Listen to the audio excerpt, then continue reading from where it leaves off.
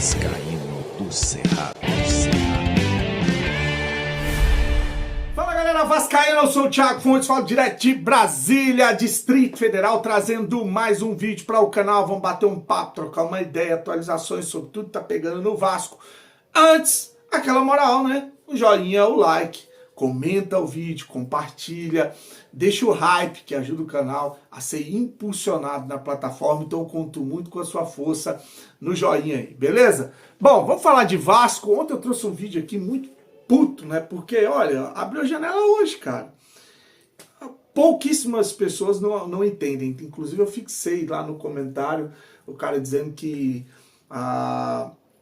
o que eu tava fazendo no vídeo só atrapalhava o Vasco. Não atrapalha o Vasco, é torcedor omisso, cara. Atrapalha o Vasco, é torcedor covarde. Atrapalha o Vasco, é torcedor que fica passando pano, né, para as coisas que estão acontecendo errada. Elogiar, apoiar é uma coisa, agora passar pano para coisa errada é outra. Para depois que a trolha entra, ficar gritando, reclamando. Isso é que atrapalha o Vasco.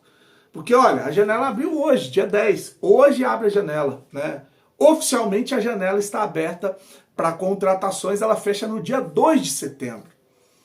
Ah, mas teve uma pessoa que me falou isso. Pô, você está reclamando, a janela não está nem aberta, e quem te disse que você não pode contratar antes da janela abrir? Inclusive que foi o que eu trouxe no áudio. É porque as pessoas às vezes nem prestam atenção no que você está falando ou mostrando no vídeo, né? Às vezes julga só pelo título, mas o próprio senhor Amodeu falou, cara, você não precisa contratar só quando a janela abre. Você pode contratar, já podia ter botado para treinar, 2 semanas de treinamento, né? E aí quando a janela abre, o que você faz? Vai lá e regulariza. A janela é só para regularização. Você pode contratar à vontade. Só que ele só vai poder jogar oficialmente depois que o nome sai no bid. O nome, por exemplo, do Felipe Coutinho saiu no bid, está regularizado, está liberado para jogar contra o Botafogo no sábado. Por quê? Porque ele fez um novo contrato.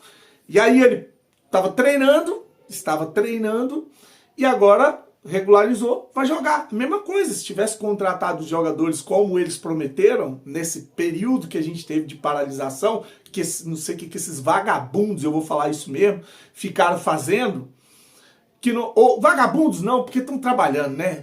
Vagabundo acho que aí é pesado, né? Incompetentes. Os incompetentes ficaram fazendo que não trouxeram os caras que a gente precisa.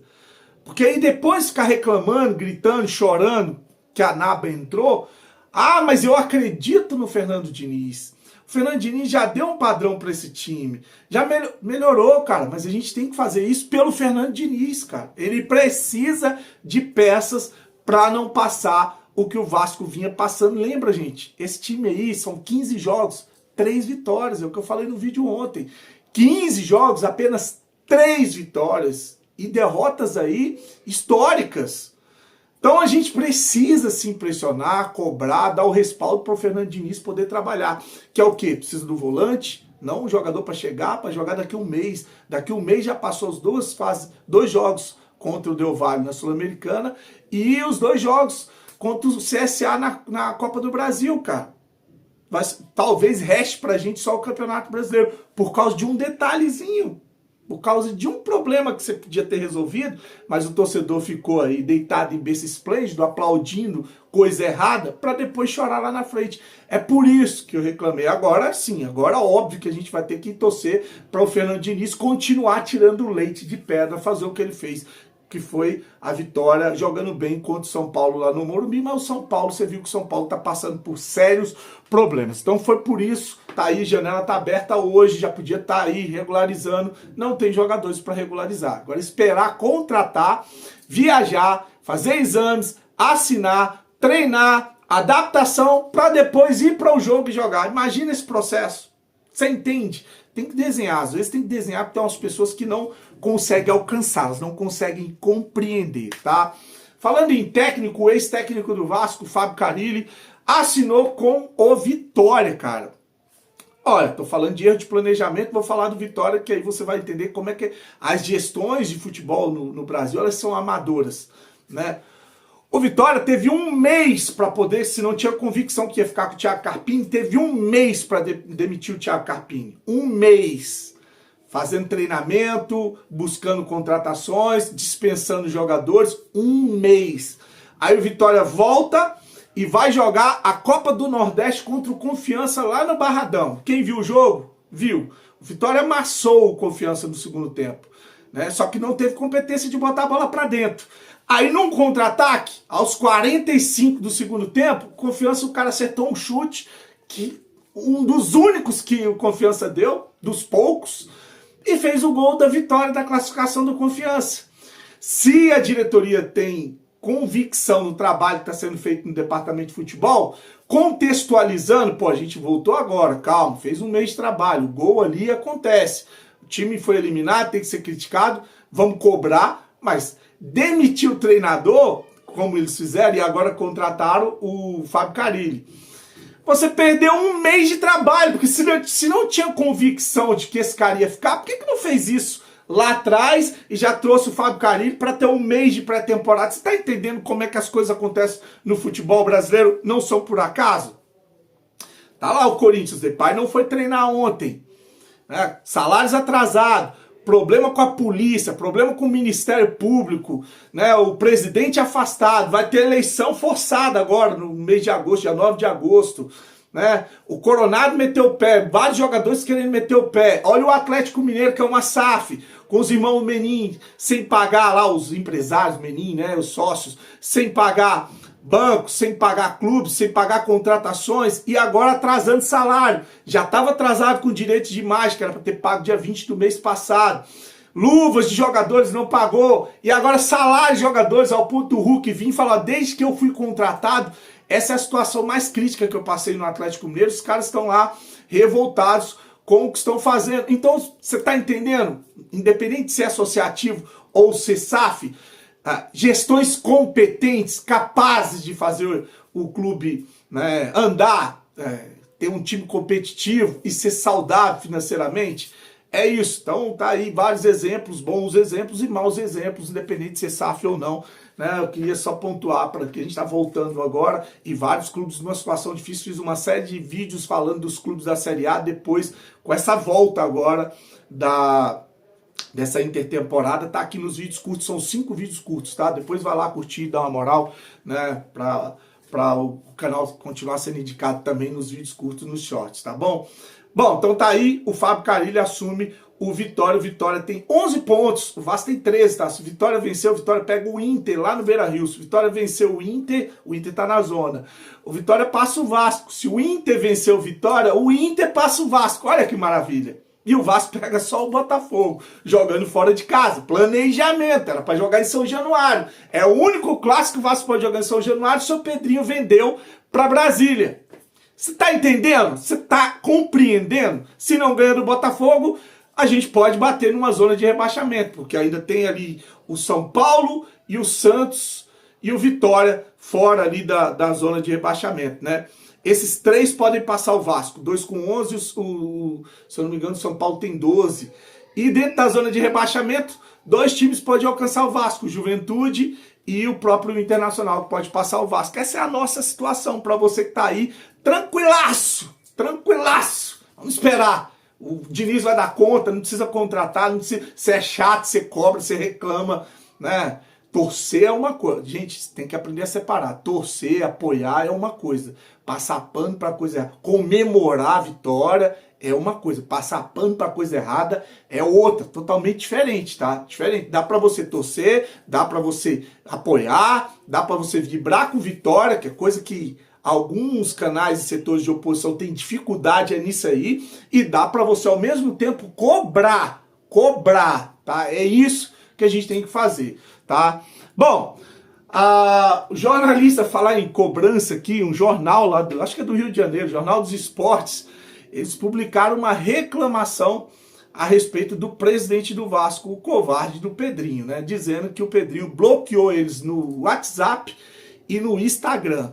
Mais um, entra pra fila, mais um bloqueado pelo presidente que gosta de bloquear torcedor, gosta de bloquear canal. Eu já estou bloqueado há muito tempo também, para mim não faz nem diferença, porque eu não tenho nada que falar com ele pessoalmente, tá? Então tá aí o Jornal dos Esportes reclamando que foi bloqueado pelo Pedrinho Calça Quadrada. Sem lateral direito, no elenco, né, o presidente do Nacional do Uruguai está interessado na contratação do Puma Rodrigues. Ele veio de lá do Nacional do Uruguai. Ele está na reserva, não está satisfeito com a reserva no Vasco. O ano que vem tem Copa do Mundo, né? Ele tem sido convocado, mesmo estando na reserva. Você vê a dificuldade que estão tendo de encontrar um lateral direito, né?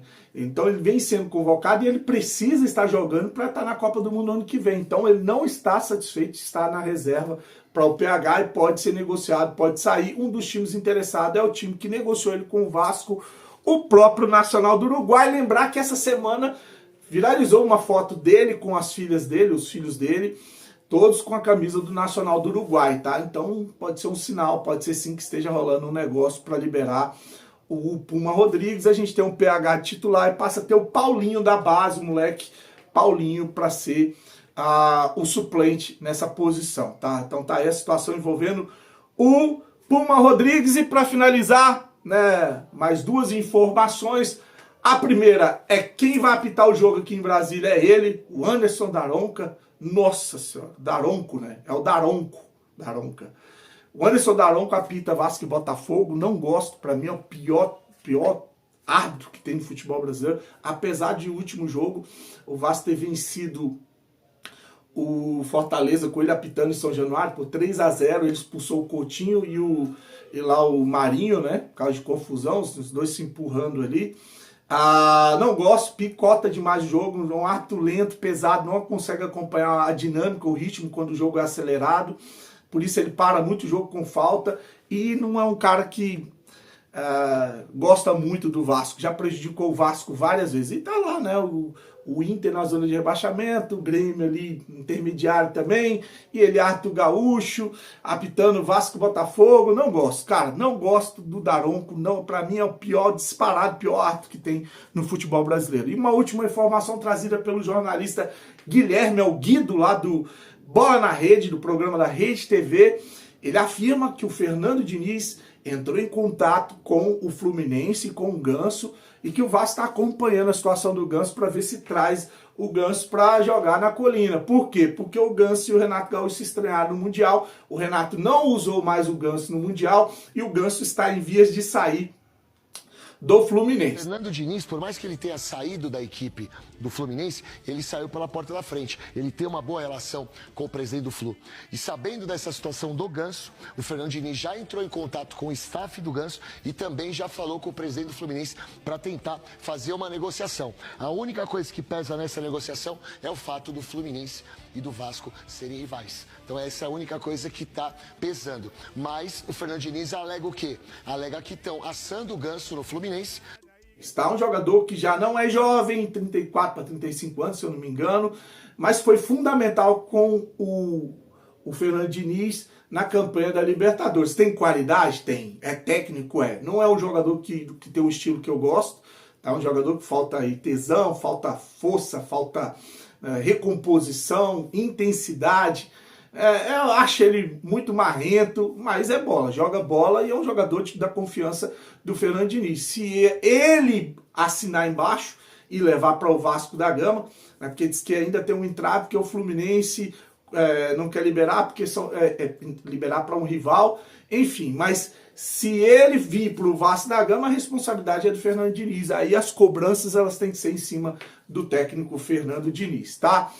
Tô metendo o pé, curte o vídeo, se inscreve no canal, veja a série de vídeos que eu fiz, que ficou bem legal, dos clubes da Série A voltando agora dessas férias / pré-temporada ou intertemporada. Ficou bem legal assistir os vídeos lá para me dar uma força, né? Tem um vídeo que eu fiz, no vídeo curto, que é de uma jornalista da Cazé TV, que viralizou ela meio que passando mal, né?